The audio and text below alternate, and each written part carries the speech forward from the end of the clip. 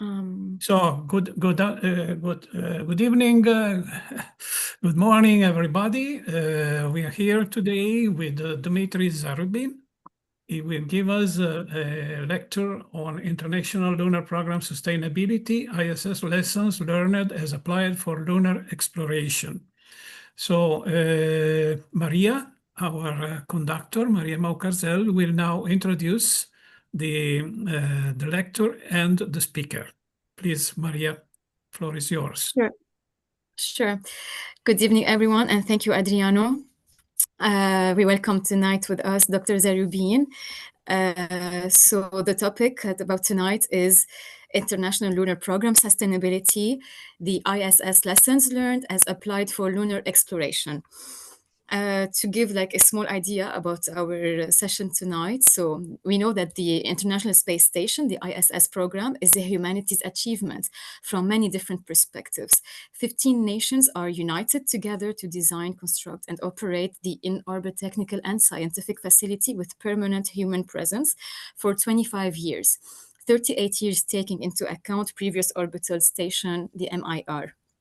Now we are at the stage when we're aiming to keep our LEO capabilities and at the same time to make a next step to establish peaceful research and exploration of the Moon and Cis-Lunar space.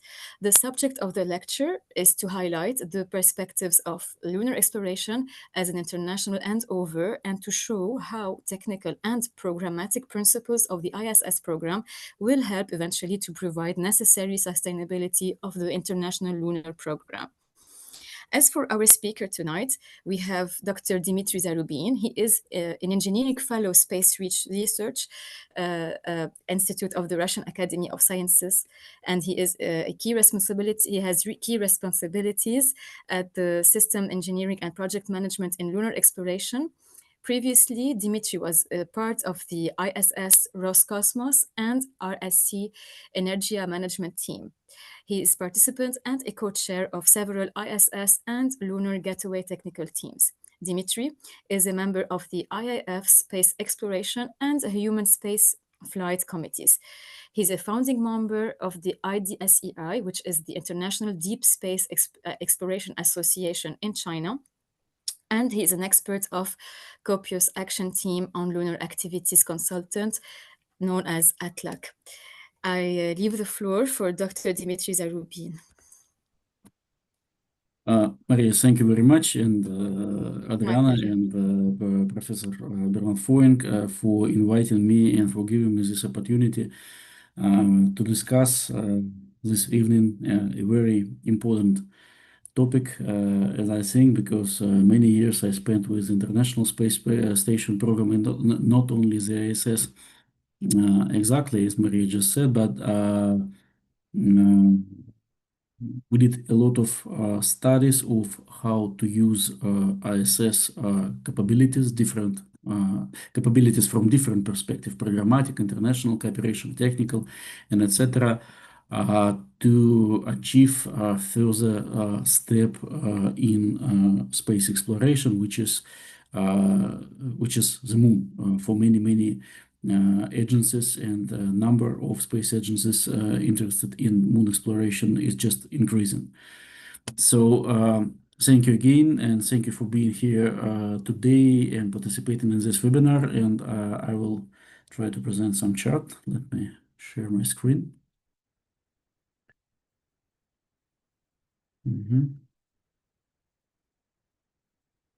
I hope you see my charts.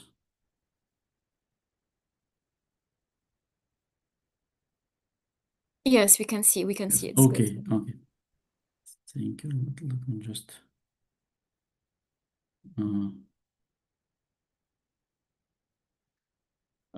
okay, so the subject of the lecture, as Maria said, is International Lunar Program Sustainability, so programmatic topics.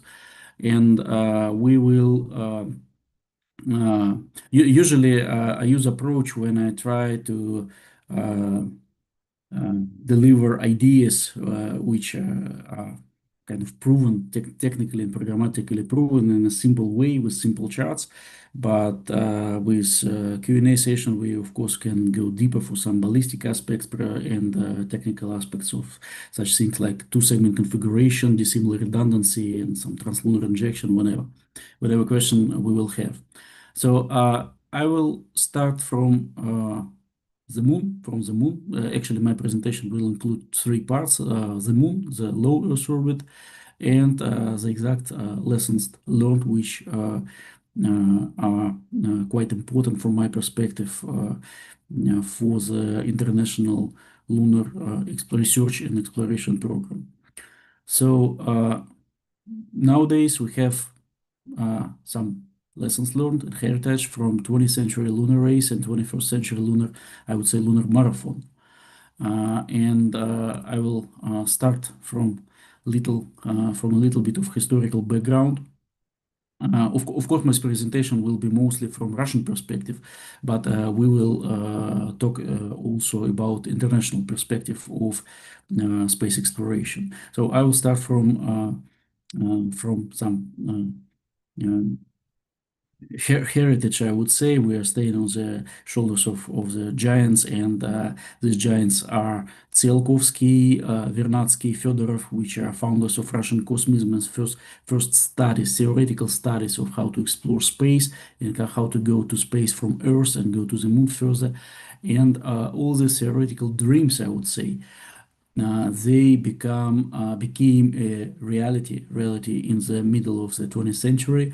And in addition to first key achievement like Sputnik launch and Yuri Gagarin launch and first manned space flight, our chief design bureau for space activity, Energia Design Bureau, which is located in Moscow region, still located in the Moscow region, in the city called Korolov, in the name of the chief designer. So this design bureau, Energia, and chief designer Korolov, they started lunar exploration activity as soon as it became possible from political and programmatic standpoint. And at this time, there was a big discussion if the moon surface is hard or not, because it was quite well-known concept by Arthur Clarke that moon surface covered by the lunar dust and with physical properties which does not allow you to land on the moon safely. You just land and then you go deeper to the lunar regolith, and you can't operate your payload on the lunar surface. And the discussion was quite annoying, I would say, because with no solution of this, we think maybe easy question, but at that time we didn't know about the moon anything, and without solution, without this action to how to design space infrastructure, the program was meeting with many issues. And from programmatic standpoint, which we are discussing today, chief designer Sergei Korolov, he was not only an excellent engineer, he was also a systems engineer, and he was a very good manager. He took responsibility by himself, and by his hand, he written that the moon is hard, and still this clear, very short and clear explanation, which was an action for scientists and engineers. The short explanation is still in the museum of the Rocket Space Corporation Energia, and this easy from nowadays we think that the short and easy decision was a stepping stone to start actual lunar activity, from theoretical discussion to actual flights, actual missions. And after this decision and many design activities, we started first Luna mission in the series of Luna mission, and shortly after first several missions, all design activity was successfully also transited to Lavochkin Association, which is also located in the Moscow region in different city, Khimki. And Lavochkin and chief designer of Lavochkin, Babakin, he decided to use approach when he has technical capabilities like with very similar one to each other, but with this standard technical capabilities, he started to achieve many different objectives and designing different mission profiles, which resulted in many lunar firsts. You can see that in Soviet program, it was the first probe to impact the moon, the first flyby and image of the lunar far side, first soft landing, and etc. etc. And just recently we noted and celebrated the 55th anniversary of the launch of first ever lunar rover Lunokhod, which traveled on the lunar surface for about 11 kilometers. So what I would like to say here on this chart from this lunar program sustainability programmatic perspective. First, that all these lunar first were achieved using standard technical capabilities, but for different mission profile and different technical and scientific objectives. And the second, what I would like to note, you see that not only Sergei Korolev portrait, but also photo of Mstislav Keldysh. It's another programmatic important milestone and achievement when two independent entities in Soviet Union, industry and Academy of Science, provided a very profound cooperation between each other, which resulted in successes this lunar first and success of the Soviet program. So this was made with leadership of Sergei Korolev from industry and Georgy Babakin and Mstislav Keldysh from the Soviet Academy of Science. And this first lunar race, which we saw in, not me personally, because I'm maybe too young for this, but which took place in 20th century, resulted quite successfully in solving all key technical problems of achieving the moon. So it's robotic landing, it's lunar flyby, it's transfer, it's orbital infrastructure, and of course, in the United States, 6 crewed Apollo missions. So on the chart you can see this different flag successfully implemented missions, lunar series of Luna, Surveyor, and Apollo. And also you can see that all these landing points are actually in the not far from the equator. And this is a key point why we now consider the moon exploration differently. In the beginning of 21st century, researchers from different countries, including Russia, because first time detailed map of the water presence in the regolith was made by land payload on the American LRO mission, and also some data was received from Indian instrument scientific payload. So in the beginning of the 21st century, researchers found that natural environment at the lunar poles is different from conditions at the middle latitudes, which was studied in early lunar program.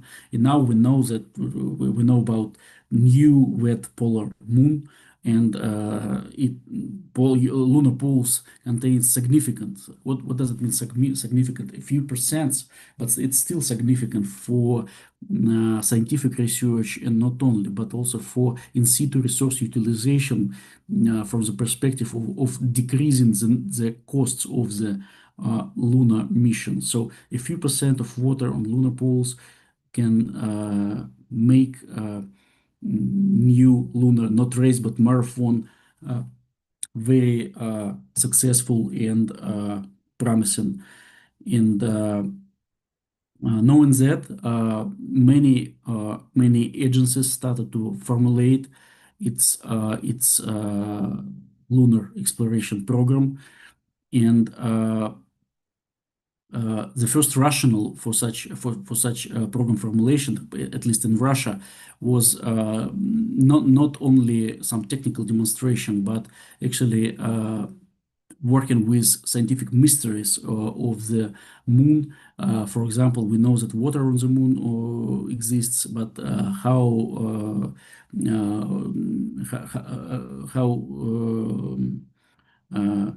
the moon receives this water. There are several scientific concepts, and most likely it's because of comets, but nobody knows yet. And hopefully, we will get this information in the near term with a planned lunar mission. And we formulated five key scientific goals. Is lunar regalis content. It is exosphere, dusty study of plasma, and dusty exosphere, which is crucially important for further exploration because, among other risks like radiation and absence of magnetic field, lunar dust one of the key challenges in lunar exploration, both robotic and for human spaceflight. And closely to this exosphere, dusty exosphere, regalis dynamics, study of daily process at lunar poles, including thermal property variations and subsurface level layers of regolith and evolution of hydration in volatiles. The fourth scientific goal is inner structure, and the fifth, which is important that we're discussing it today, it is road to exploration. So all missions which are planned now are aimed actually not only for scientific study or technical demonstration, but actually to prepare the future exploration, actual exploration of the moon and utilization of lunar resources in cooperation with international partners. Now, I will just briefly note that in Russia we have transitioned from previous 10-year program. Traditionally we have 10-year program for space activity, and this year 25 to 26 we have transitioned from previous 10 years to the next 10 years. And this new updated program was confirmed by the government, and it includes space science program with 6 lunar missions to be launched and 7th lunar mission to be designed and produced. I will not get into details, but first 2 missions are orbiter. Of course, first was Luna 25 because after the long break when we didn't become an exclusion, and the mission wasn't successful. Actually, I consider it partially successful because we tested all the space infrastructure, which is space transportation system to get from Earth to the LEO upper stage, to get translunar injection, and all ground infrastructure for to control the dynamic and to provide necessary dynamic operation during the flight and orbit insertion. Unfortunately, due to mistake on the phase of landing, it was failure, and now the Luna 25 is just lessons learned. But we're looking forward, and we glad from Academy of Science as a customer for civil program in Russia. We glad that Lunar program now is confirmed in Russia, and the first 2 missions are Luna 26, which is an orbiter. It has 2 key objectives. One is to provide detailed maps of the lunar surface in different bands, and second objective is to provide relay service for further landers. And the first lander, which will be achieving the moon after a long break from 1976, which was Luna 24, is Luna 27. Luna 27 is key objective of that mission is technology demonstration, high precision landing and hazard avoidance, and some other. And from science perspective, it's drilling regoliths within 1 to 2 meters of subsurface, water content and elements, and in shallow subsurface of the polar region. And the key point that actually this is not just one mission. We academia asked, and industry confirmed that there will be two Luna 27 missions, which provide necessary redundancy, and at the same time, when two missions will be successful, one will go to the South Pole and second will go to the North Pole, because both poles are quite interesting from the perspective of science and defining further promising places to deliver some more long-term infrastructure, I would say. For both poles includes water, has its water contamination, but in South Pole there are also the coldest place in craters in the solar system, which is also quite exciting from scientific point of view.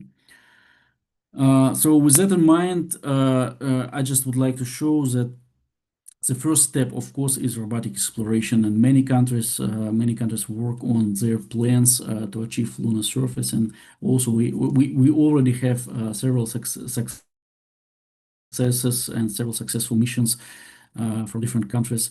But with this context, what is the difference? What is the actual difference between 20th century lunar race and 21st century lunar marathon? And I personally think that the difference is complexity, because at previous program, of course, there were some studies and ambitious plans to have some lunar base and apple trees under the cupola, and etc. But the actual objectives was quite simple for both for Soviet Union and the United States. It was technical demonstration, the goal of putting flag on the moon surface, and achievement of a new frontier faster than your counterpart. And the key point, key instrument to implement this approach and to achieve this objective was missions. You were planning our engineers and states engineers were planning and implementing missions separately based on space infrastructure, which mostly already exists. They only the vehicle exactly were designing for the moon. But nowadays the situation is different. We do not have just goal of technical demonstration of something. We have quite complex set of goals and objectives, which can be summarized as I usually say, that the moon is the seventh continent of the Earth, and this definition highlights the variety of possible tasks which can be achieved within the lunar program. And key instrument for achieving complex of set of goals and objectives is not just space missions. It's actually space program mechanisms and international cooperation, of course. And in addition to basic space infrastructure, which we have, for example, spaceports and ground infrastructure, production facility and test facility, scientific payloads development facility, and many others. In addition to this general space infrastructure, which now we use for many tasks, new lunar marathon will require specialized lunar infrastructure.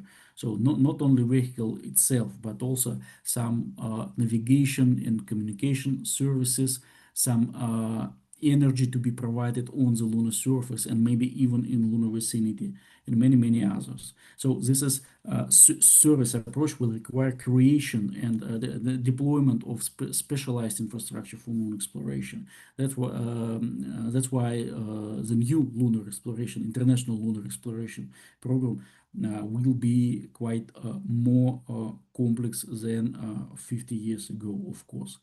And of course, mission, we still stay with missions because it's a tool for implementations of our plan. But the environment is much more complex because of different goals and objectives and different instruments we have nowadays. And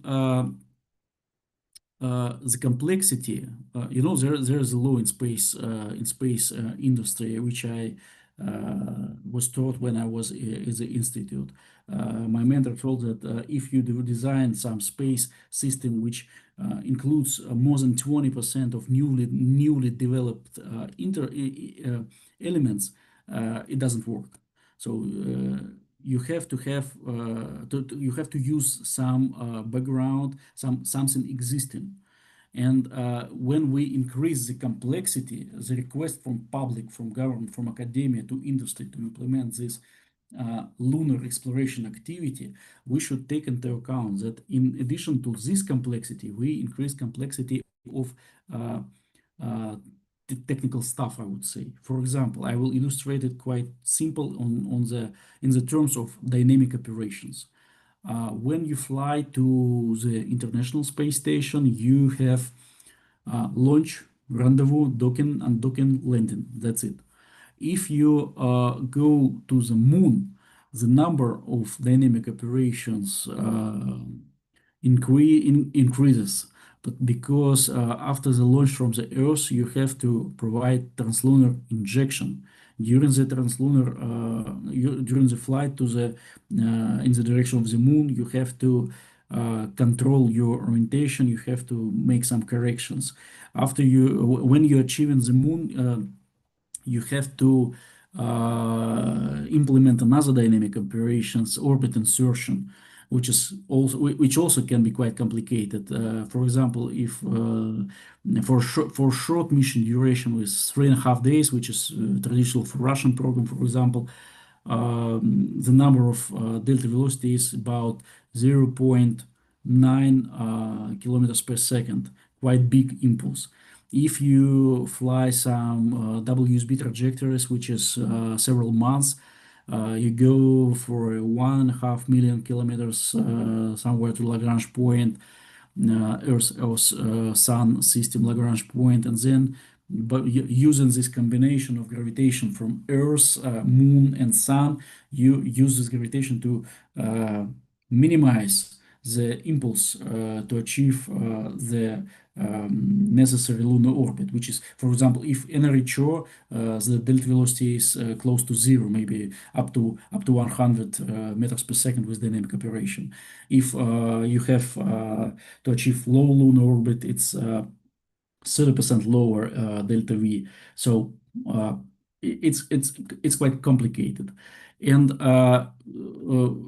again, so you increase the complexity of goals. You should take into account the complexity of mission profile, and also a variety of ballistic solutions and technical solutions on how you implement this mission profile also adds some complexity. And with all of that in mind, we still want some sustainability of the lunar program. And how can we get it? As I said, use what you have. We use some background. And what background do we have? Of course, low Earth orbit exploration, what we have now is International Space Station, and even further perspective, maybe international, maybe on national level, but many leading agencies, they demonstrate their intention to stay, to continue to have access to low Earth orbit, and to have necessary technical services for human space flight, for science on low Earth orbit, and etc. And often when I give some lectures in some institute, I almost every time I asked by listeners, if you successfully achieved all key technical tasks 50 years ago, not me, but Soviet program and States program, why can't you fly to the moon right now? And why didn't you fly to the moon for so many years? Why did you do nothing? Not me, but I mean, in general, global industry. And I always answer that it's not about doing nothing. We, as a humanity, we created a specialized, very good tool for space exploration, and we did it as I would say financially efficient as possible, because LEO is a test bed for exploration, and the International Space Station today is a test bed for exploration. So let's go from the moon to the low Earth orbit exploration, current status, and further perspectives. So from our history of Russian human space flight, we have several phases of human spaceflight evolution at low Earth orbit. I will not get too many into details, but I will highlight programmatic aspects, which is important from today's topic.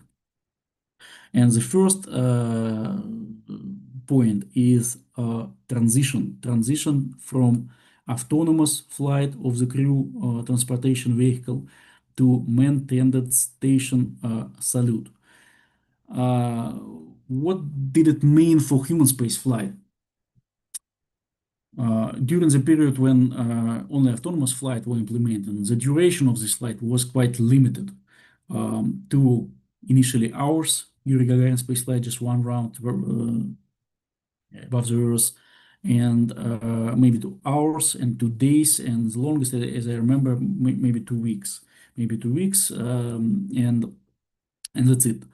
But as soon as Soviet industry started to produce man-tended stations, some long-term permanent infrastructure, and provided technical capabilities to dock to the station, not only by human spaceflight, but also by cargo flight, the possible duration of each mission increased dramatically, and efficiency of the human spaceflight increased dramatically, because now you not just fly for a few days, but you fly months, up to more than 1 year.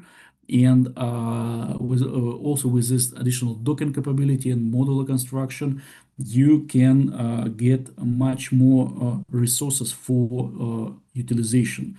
And what I mean by what resources, it's of course crew time, it's energy, it's cargo, it's capability to return cargo to Earth, and etc. So from hours and some very limited technical resources for utilization, with the transition to the stations, some permanent infrastructure, we increased our technical capabilities dramatically.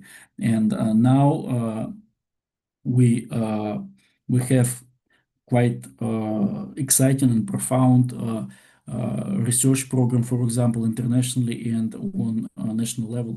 Russia also have its own research program on the International Space Station.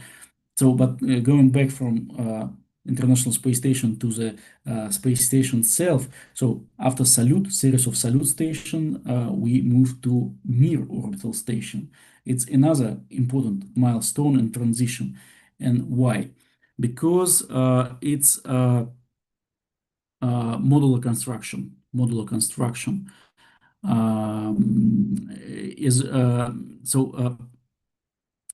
By modular construction, you can provide both technical reliability.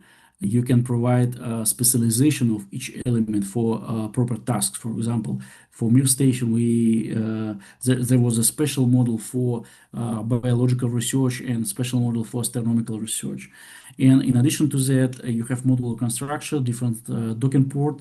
You can use different transportation capabilities from Earth to service the program and the station. It also provides much more reliable and sustainable program. You know that Mir shuttle was implemented during that time, and of course Intercosmos. It was, by the way, next year is the 60th anniversary of Intercosmos program. It was like a gateway for many countries to achieve space first ever time, both with scientific mission and human spaceflight mission. And so modular construction, long-term utilization, different space transportation services, and international cooperation. All of that and permanent presence of the humans in space was baselined by the Mir station. And using this background and United States background, European background, Japanese background, Canada background, the International Space Station was designed and created in the low Earth orbit. It's another important milestone for human space exploration because because in addition to this modular construction, now we have so-called dissimilar redundancy. I will go a couple slides forward. To give some more details on the International Space Station, and first of all, it is an existing program. It's a unique object in the at the low Earth orbit. It's created by 5 space agencies, 15 partners countries, and more than 100 participating countries. And the space station is not actually only the hardware. It's hardware, but at the same time is a space program. And as you remember from one of my previous slides, from lunar perspective, it's a new requirement to have not only hardware missions, but to have space program. And the International Space Station provides a system of a program mechanism and agreements which are proven now and can be applied. This background can be applied for further space exploration. And from technical side, as I said, the ISS provide from my perspective, two key technical solutions. First is two-segment configuration and dissimilar redundancy on 2 levels. Transportation system, which became critical for the International Space Station program sustainability. And second, from everyday utilization, because special team who is responsible for flight operations of the ISS. They met twice a week. I was attending many of these meetings, and they discuss current issues, current technical issues, and support each other. So the similar redundancy provide capability for partners to have nominal utilization mode, even if some minor failure, even if they met some minor failure from technical side. And at the same time, in addition to this two-segment, the similar redundancy, modular construction, and program mechanism, the LEO human spaceflight gives us 2 other instruments which are necessary now for lunar exploration. And the first instrument is specialized infrastructure, as I said, with new goals and objectives which customers like government and Academy of Science request industry to implement lunar program. Specialized infrastructure is necessary, not only mission, not only spacecraft, but infrastructure and technical services.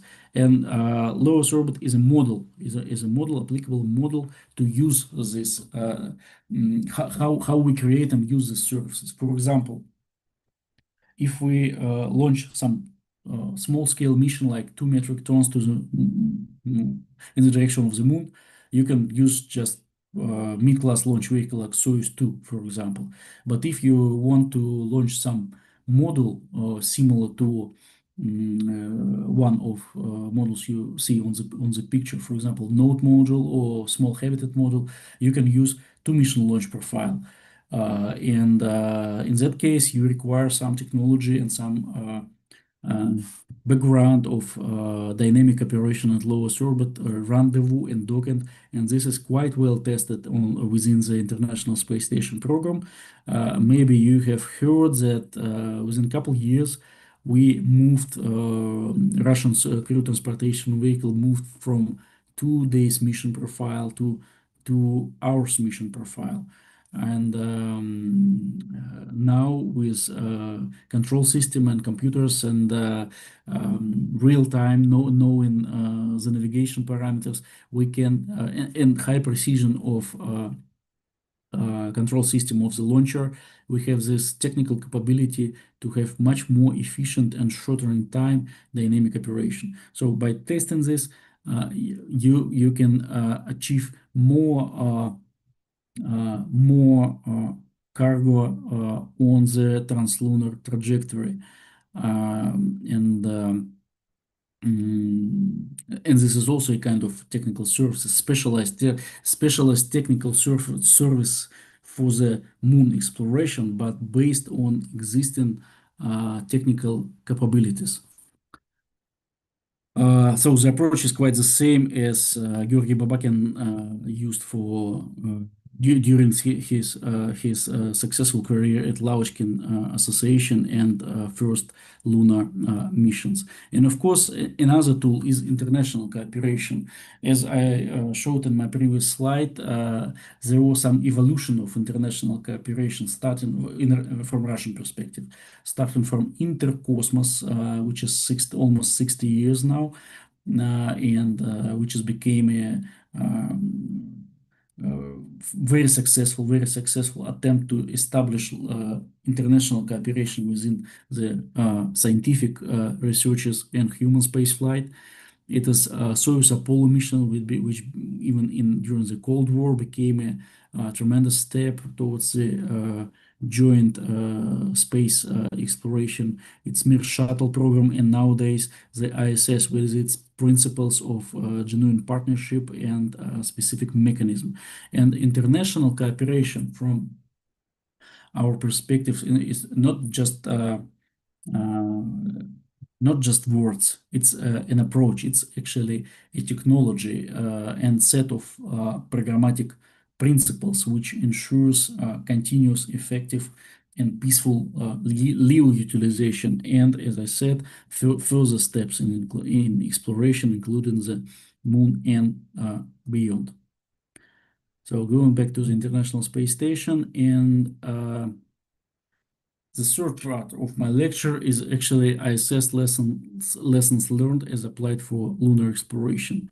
And on the screen, you see the document, which is called in the same way, International Space Station Lessons Learned as Applied for Exploration.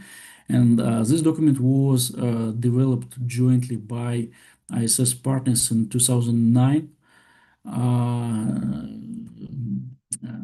1 year before I became a part of the International Space Station program.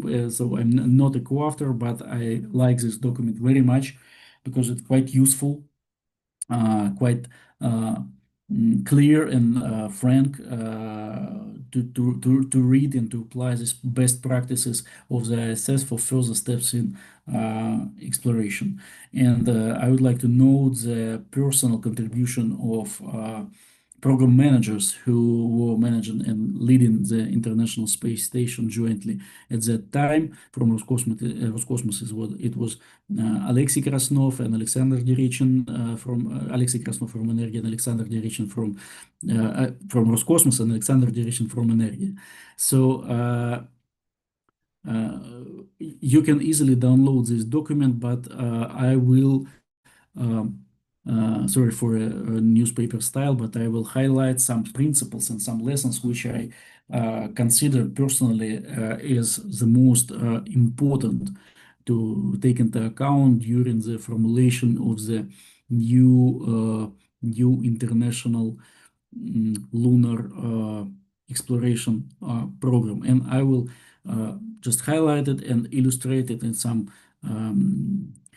hopefully easy way based on my experience. So, and the first lesson is actually the first in the document is to accommodate partners' own objectives. Quite generic, but so important from my experience. During managing the modules of the International Space Station, I was agency program manager for the Node module and scientific module recently launched to the station. And during our negotiations on further steps in lunar exploration, we many times met saw the importance of this principle to accommodate partners' own objectives, because If you do if you manage your program in such a way, you provide the sustainment and growth of each partner and nation's aspiration for human space, or for human space flight, for lunar exploration, and it is quite actually quite important for any small scale or large scale project. And I will highlight, in addition to Space Renaissance, I will highlight three forums which I was a part of or currently working on, which provide this opportunity for different partners to negotiate goals and objectives. And first is ISEC-G, International Space Exploration Coordination Group.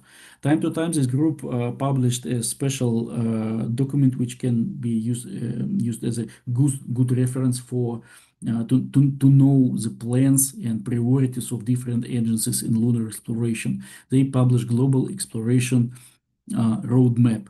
And from my practice, in addition to publishing this document and implementing some activities of technical study teams, there were always many negotiations between different partners in finding not only commonality in goals and objectives, but finding some specific points, technical points, where this commonality of goals and objectives transited to actual mission planning and implementation.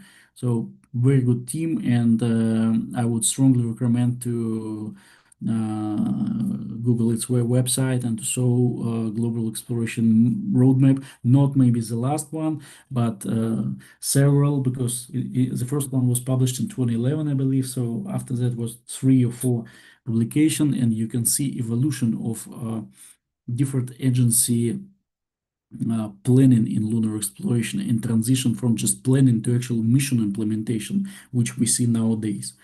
The second forum, it's not actually a forum, it's a space program which was initiated jointly by Roscosmos and China National Space Administration. It's the International Lunar Research Station. And when the program was announced and established, it was established as an open program for any potential international partners who is interested to join. But in addition, just to saying that you can join the program, you should define some rules of road and provide some opportunities to apply and mechanism to apply proposals and to implement them. So both agencies, they developed and published jointly the International Lunar Research Station Guide for Partnership. And this book includes 2 key parts.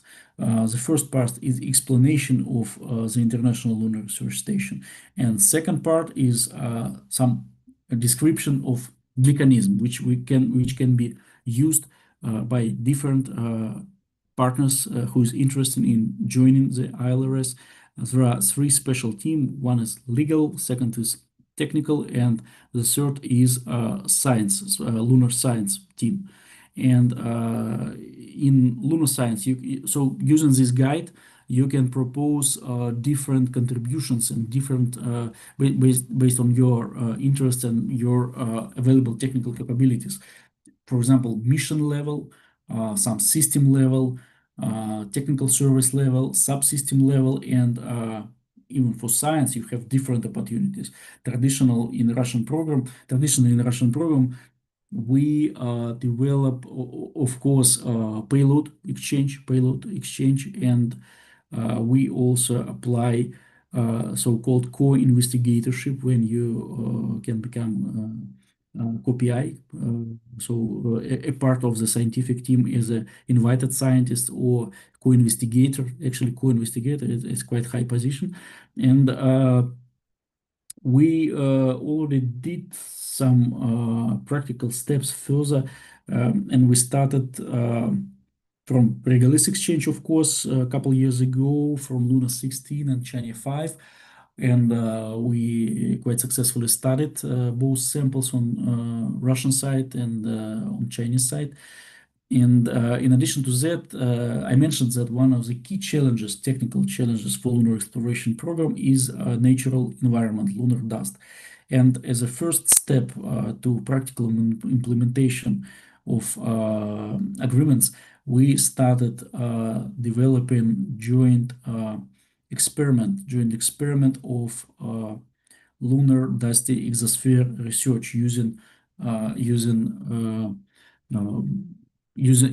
our payload, Russian payload designed in IKI and which is planned to be installed in Luna 27. It will be also installed in China 7, and hopefully we will receive scientific data about lunar dusty exosphere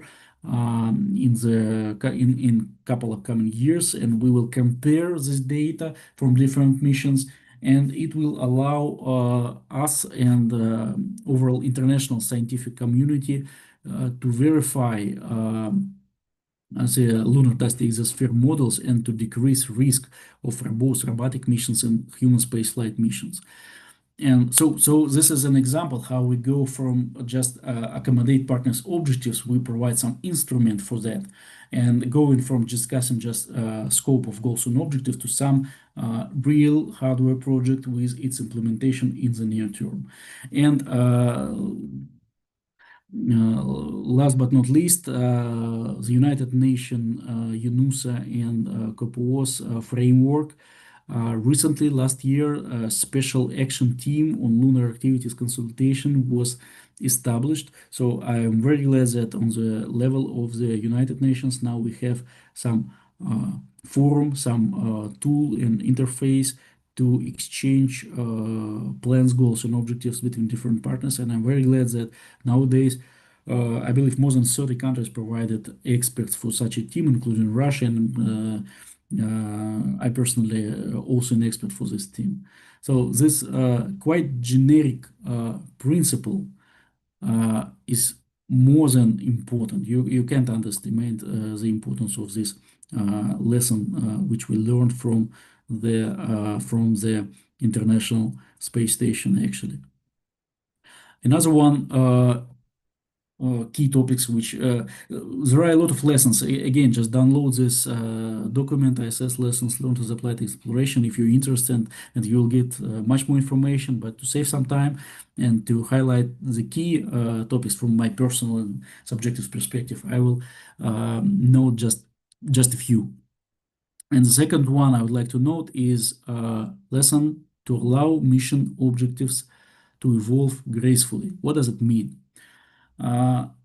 Maybe you remember in the first slide, I explained that in the beginning of space era, the actual implementation of the lunar research and exploration program was a bit struggling because of this profound discussion whether the moon is hard, the moon surface is hard or not.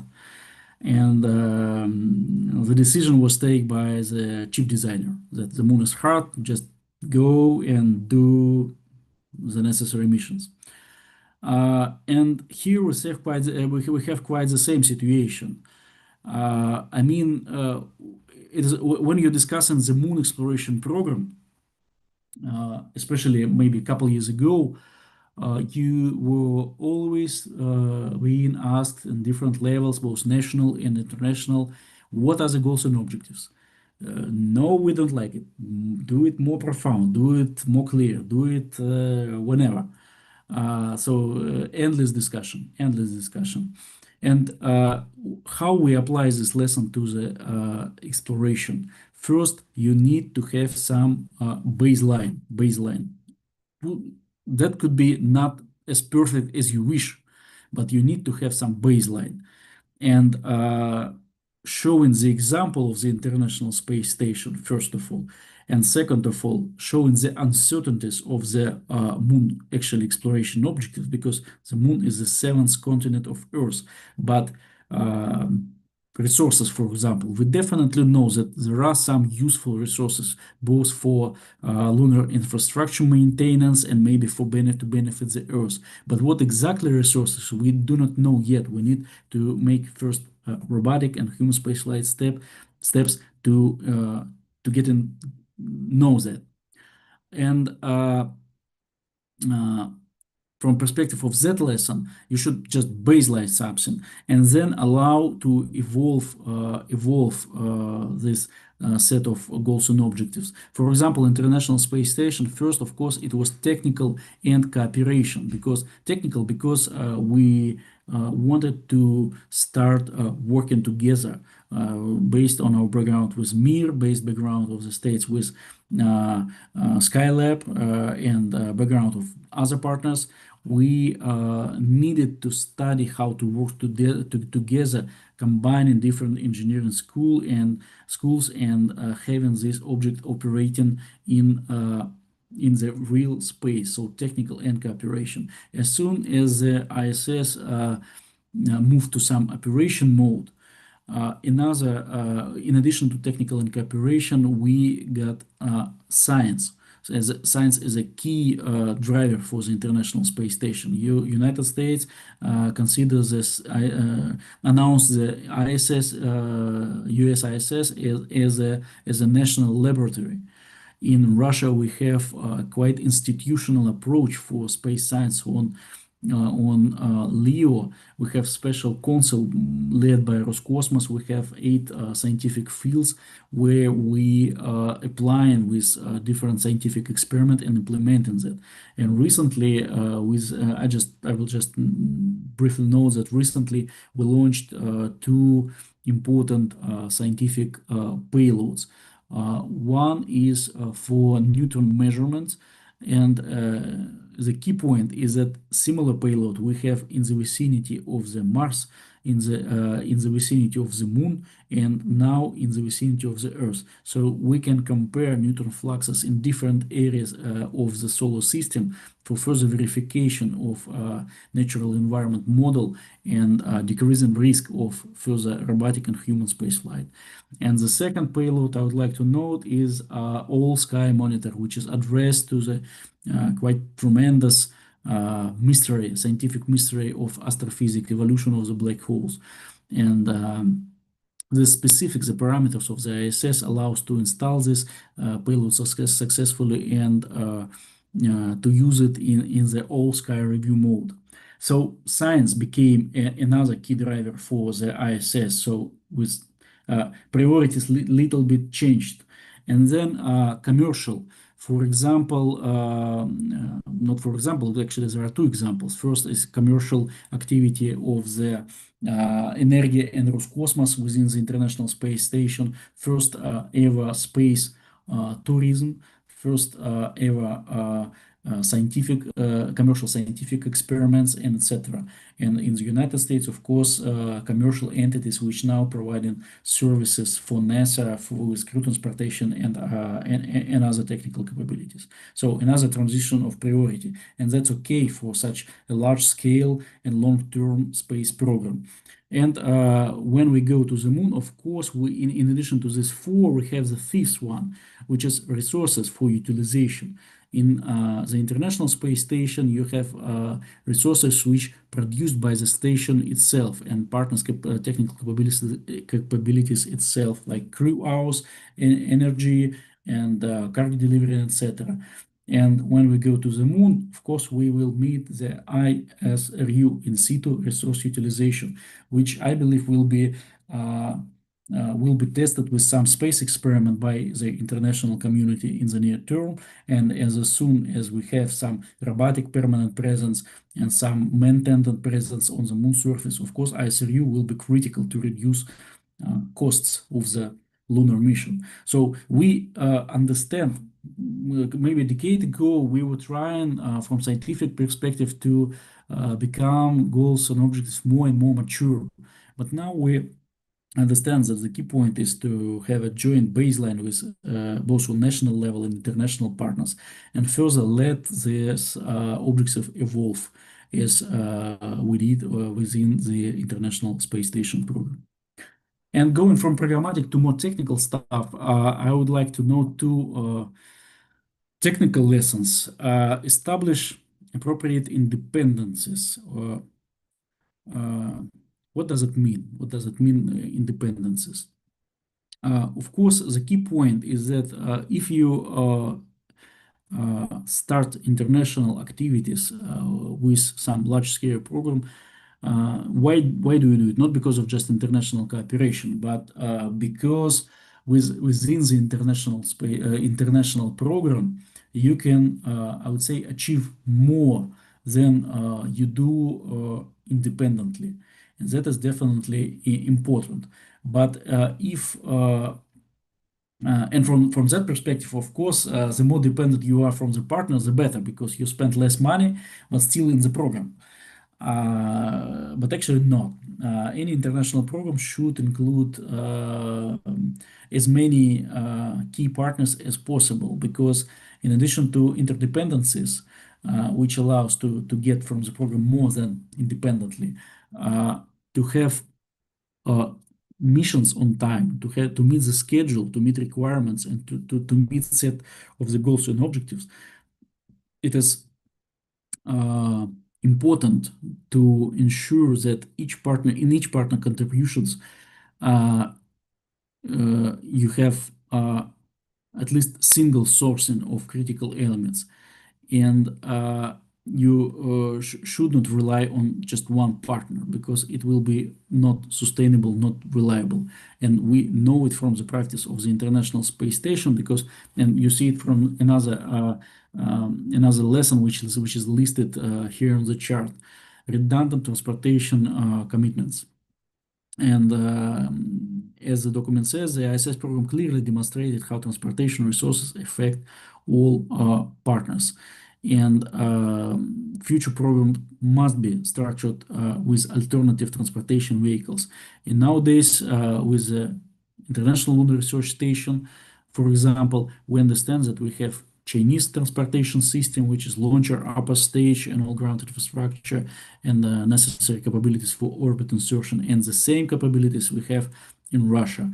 When we go to the human space flight, we know that at least two countries, I'm wrong, many countries developing the crew transportation vehicle, because Orion is developed jointly by NASA and ESA, and we have Chinese space transportation vehicle. We expect it will be available for International Lunar Program. And Russia is developing its own new generation space transportation vehicle, which will be tested within this decade, before 2030. And so we use this lesson, and we apply it for any further cooperation of designing international lunar exploration program. In addition to that, applying common standards and tools for developing interfaces. Critically important, but common standard, I would say, quite tricky thing, because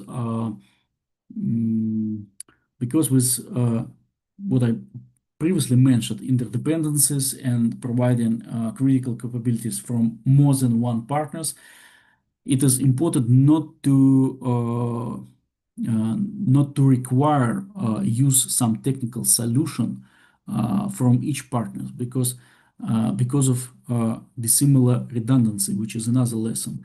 So for any critical element of the program should have a dissimilar backup.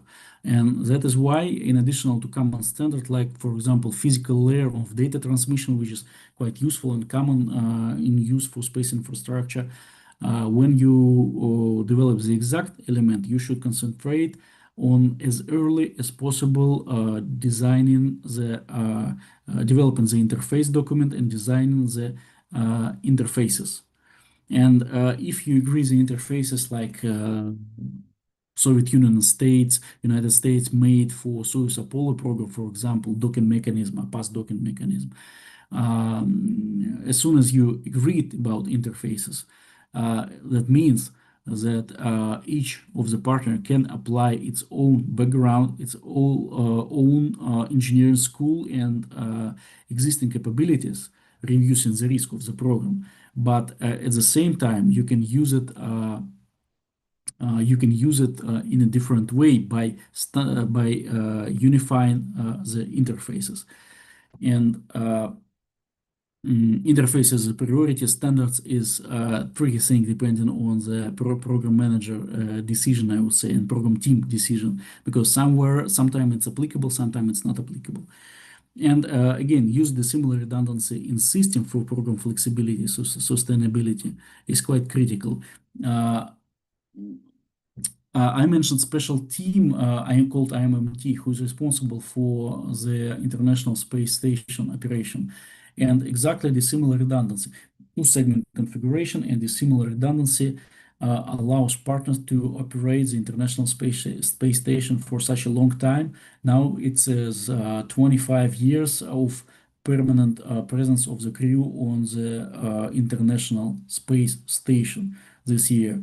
And for such a long time, you can operate the station because of this two-segment configuration, transportation redundancy, but not only because of the similar backup. And for future long-term exploration systems, such as Moon Exploration program, systems should be designed based on modular infrastructure and capability for the modules replacement and with unified interfaces. So with this list of the most critical lessons learned from the ISS, which should be applied for the lunar exploration, I would like to finish my very brief lecture, because in Moscow Aviation Institute I give series of lecture in more details with some technical stuff. But today I would like to thank you for your attention and for being with me during this webinar. And I'm definitely ready to answer any question if you have some. Thank you very much. So thank you very much, Dmitry. It was a fantastic presentation, really. And yeah, you gave us a lot of concepts and ideas. What is the reality of the design today in view of the lunar exploration and not only. So Maria, I don't know if we have some question from our audience. Or... Yeah, I'm checking. No. No. Okay, so I will go with my question. Okay. Okay, so yes, I think that I will start from one of your statements when you say that the moon is the seventh continent.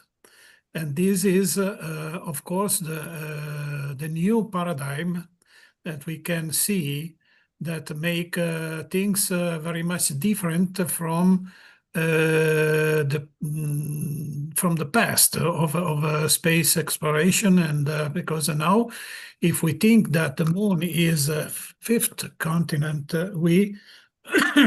it means that we start thinking in terms of development, not only exploration, but development, settlement, civilian space settlement.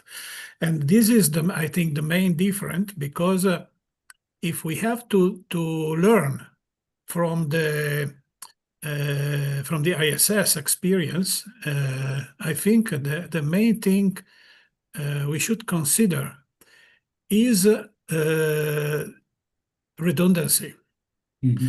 I mean, if we read the book written by Scott Kelly is an astronaut that remained 1 year on the space station.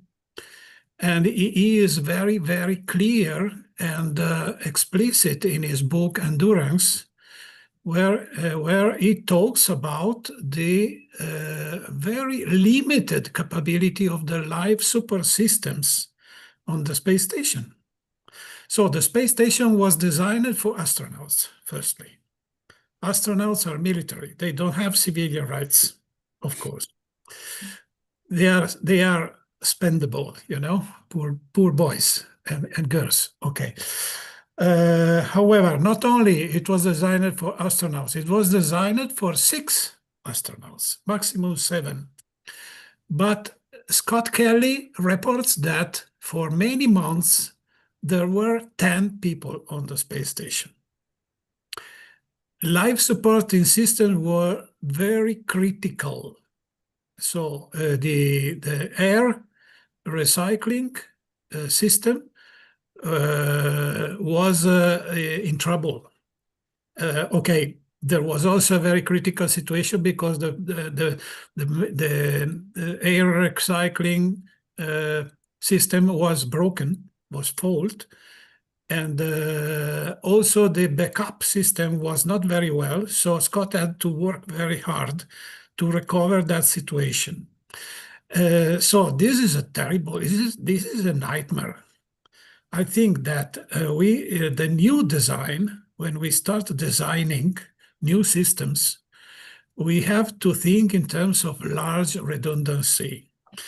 Civilians need redundancy very much more than explorers. Explorers, they are in a situation that they know it is dangerous and they can also give their life for the sake of exploration and science, but civilians should have the same rights that they have on a airplane, on a civil airline when traveling and living in space. So we have to start thinking about designing for civilian requirements, not only for exploration. And this, what does it mean?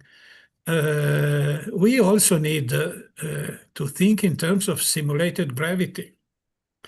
Mm-hmm. Simulated gravity is the reason why start to work and experience with simulated gravity is the reason why I think that the lunar space station, the Gateway, as it was called, is very important. There are many people that think that it should be cancelled, that important is to put our feet on the moon and that nothing intermediate is needed and so on. But that's not true.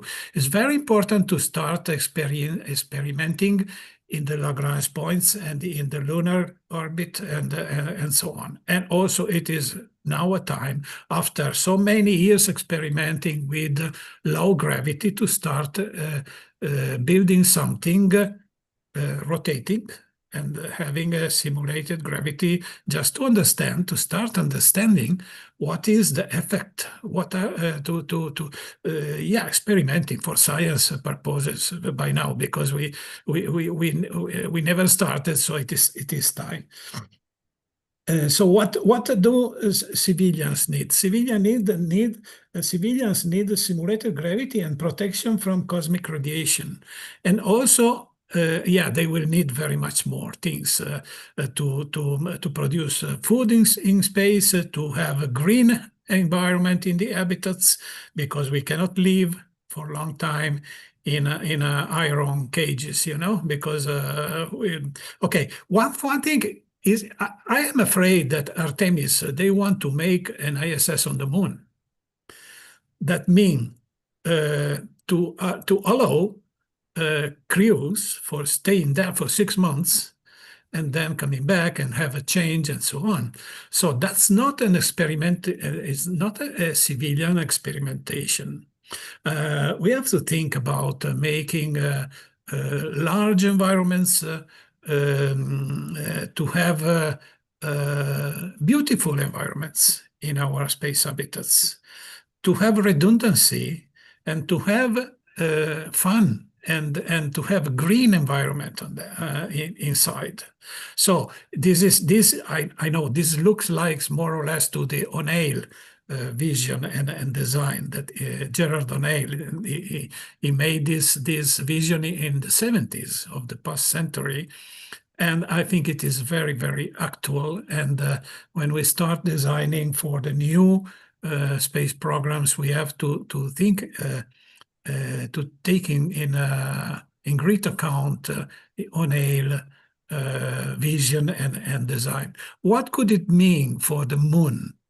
It could mean, for instance, that this is in perspective, of course, but the perspective means that we have to start thinking in that perspective, if we think is correct, that we could work on the moon and live at Lagrangian points in rotating big cities in the on-air model, because so people can work for shifts. I don't know, a week or 2 weeks or 3 weeks a shift on the moon, and then go back to the Lagrange city to stay there in 1G, in 1G, simulated G. So people will not change their physiology too quickly with this kind of let me say anthropological solutions.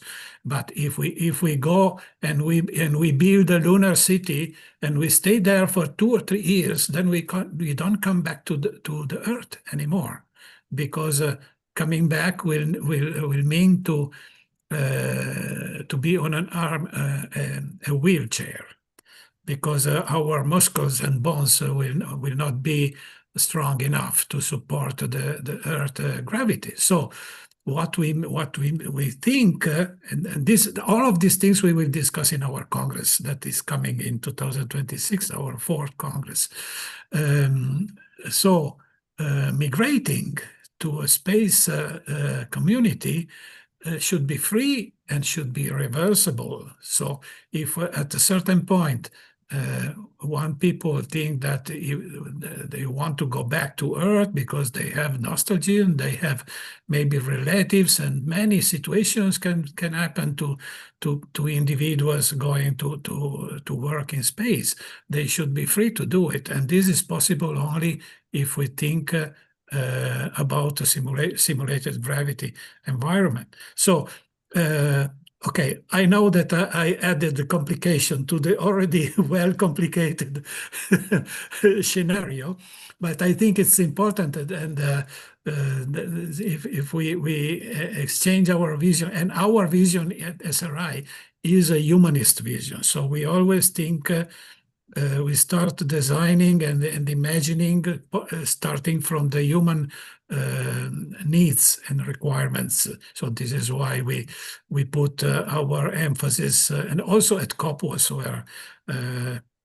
where we met a few months ago, and maybe you had the opportunity to listen to our pronunciation and speak. So we speak for space settlers. For their rights and their right to use the space resources, and not in a new colonialism style, but in terms of building the infrastructure for the space communities. That is our. Okay, sorry, I didn't want to make. Thank you for raising this, I believe, very important question. I'm not ECLIS or life support system specialist, but you mentioned Scott Kelly book, and during that first ISS 1 year mission, I was a part of this Roscosmos management team. And at that time, program management established several studies team. One, as I remember, for hazard avoidance, one for ISS use for further exploration, which I was co-chairing from Russian side, and some for science, and another one for first 1 year mission. And for that sub team, I was secretary. So I know something about it. Okay. Yeah. Okay. And what I would say, first, you're absolutely right. And if we go to some near-term and mid-term time scale, I would say that this question of transition from life support system, which enough for crew presence, to life support system and services which is similar in space to airlines, is critical. You remember my chart when I was explaining the transition between first autonomous flights to stations and to permanent station to the ISS and further perspective. So this is one of the key challenges for further perspectives in human presence on LEO, I believe. Why in LEO? Just because it's cheaper. So if we talk about near term and mid-term, I think we can use this promising promises from different government to continue LEO presence for humans, we can use this opportunity to make this step and to go from specially trained crews. We have not only military, of course, cosmonauts. We have military, we have engineering, we have scientists with different profession, but still they are very well trained professionals. And we have very good tourists who is also spend a lot of time to train and then go to space for a short period of time. Recently, we, for example, tested a special. I mean, Gagarin Training Center tested a special technology to achieve a short-term education, I would say, and preparation of cosmonauts to go to space. You know, there was a movie challenge, first ever movie which was made in space, and the actress for this movie was trained within couple months before launch. So it's a good first step. But what you say is that we should go from service perspective, from services for specially trained cosmonauts to some capabilities which allow something similar to commercial airlines. It's one of the biggest challenge for this further perspectives and further space station. And I believe at LEO because just cheaper. And from this artificial gravitation perspective, again, I'm not a specialist, but I definitely know that the first step from scientific articles from IBMP, for example, Institute for Biomedical Problems, that the first very reasonable step is to deploy an expandable module which allow to put a special device inside this module with a couple meters of length, and to have this artificial gravitation not permanently, but maybe for a couple hours in a day. So you just use it as a training equipment, as a treadmill. You go to this model, you use this artificial gravitation for maybe 20-30 minutes, and you dramatically reduce risks of any issues with health after returning to Earth. So, and if you test this in low Earth orbit, then you go to deep space environment, maybe for some orbit like Gateway is going to be placed in Energia. And to use this technique already not for the LEO, but for future flights, maybe even beyond the Earth Moon systems, or maybe to Mars. So you will test not only gravitation equipment, but also some system to defend from radiation, from this possible negative impact from absence of magnetic field, and all risks from natural environment. You can test it in real deep space orbit. So it will be a next step. Yeah, I think that LEO is not only cheaper, but I think it can be considered part of the Earth environment, because inside the Van Allen belt, that means that the radiations are not so hard as they are outside. The Yes. Moon, for instance, is outside of the Van Allen belt, and therefore should be considered also the problem of the radiation, and so the Lagrange points and so on. And by the way, we have one of our members is Jerry Stone. I don't know, maybe you heard about him. He's also a member of the British Interplanetary Society, and he conceived the project called Island Zero, that is meant to be a demonstration of the Gerard O'Neill Island 1 big project. Island Zero is just well, is a well, of course, is rotating, is not that big. It can be placed in orbit, in a Earth orbit, and can be a good starter for experimenting. The design is very simple and modular, and I think it could be interesting to talk about that in the future, in the near future, also in view of the ILRS. You know that the Space Renaissance is now an observer at the ILRS and the DSEL. And we would like to introduce this concept in that environment and see if there are interested persons that can maybe work with us on a very first feasibility stage and to bring ahead this project.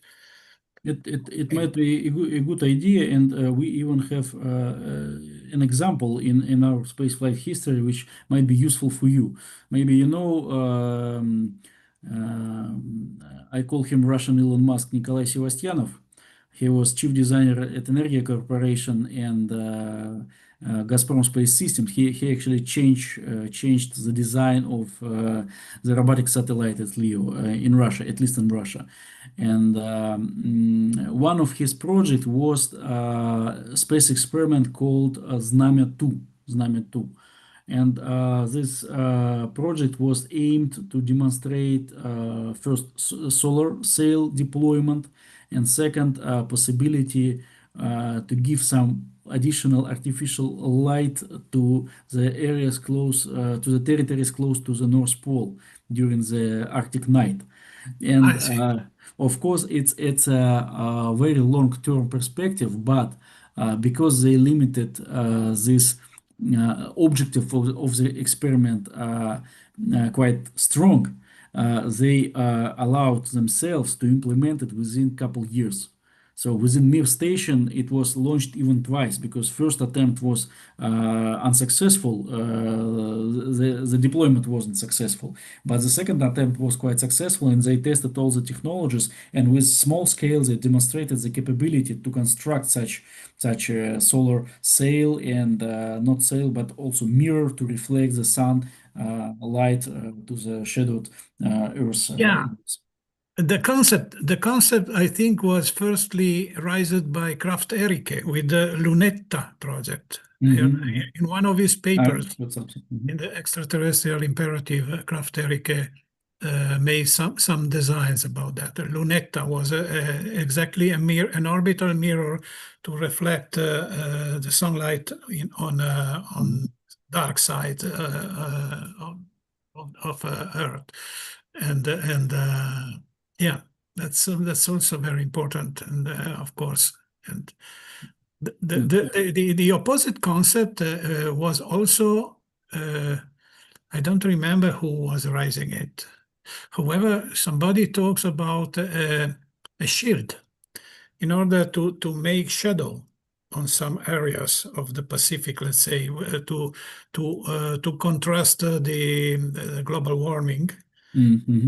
To make some kind of a shield to interrupt the sun rays and to keep fresh some areas on the yeah. Yes, my point is that I think that if we consider such long-term technical objectives like artificial gravitation or reflection of the sunlight to the necessary Earth point, it's quite complicated to promote it. But if you, in addition to the overall concept, you propose some technological experiment with some small scale and easy steps to implement, you can do it within a couple of years. Yes, sure. Great. Okay, so well, no, I see some comments in the chat, but no questions. So if we have no questions, I think our time is coming to the end. We can close this webinar. Maria, what do you think? Do you have some questions of your? No, okay. It was very clear. Okay, so thank you, Dr. Zarubin. Thank you very much for inviting me. Good. Thanks to you, and I think we may probably have some more. And of course, you're also very welcome to submit some abstracts to our Congress. Maybe you have already seen the links to the registration and the abstract submission, but I will send it to you, however, and you are very welcome to submit your abstract for a paper. in our Congress. And Okay, thank you very much. okay, so thank you very much. Oh, sorry, I also want to remember another date that we have tomorrow. Tomorrow at 5 p.m. European time. For 4 hours, we have the Living in Space workshop. That's a very, very big workshop with about 12, maybe more, 15 speakers, including me, and organized by ACES Worldwide and SRI. ACES Worldwide is one of our partner organizations. So it will be on YouTube, also live streamed, starting 5 p.m. tomorrow in the afternoon. Okay, so stay in touch. I think, okay, we have to talk about papers and other things in the near Thank you future. very much and have a great evening. Thank you. Bye. Thank you so much. Thank Thanks you. everybody for watching. And yeah, Maria, maybe you want to say our greetings to everyone. Okay.